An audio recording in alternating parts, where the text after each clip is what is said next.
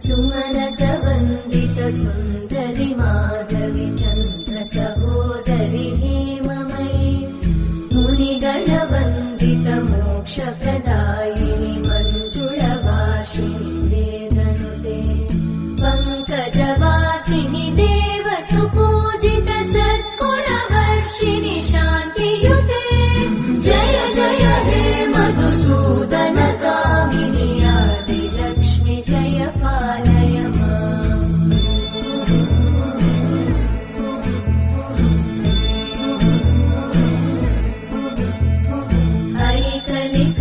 ऐकलिकल्मषनाशिनि कामिनि वैदिकरूपिणि वेदमये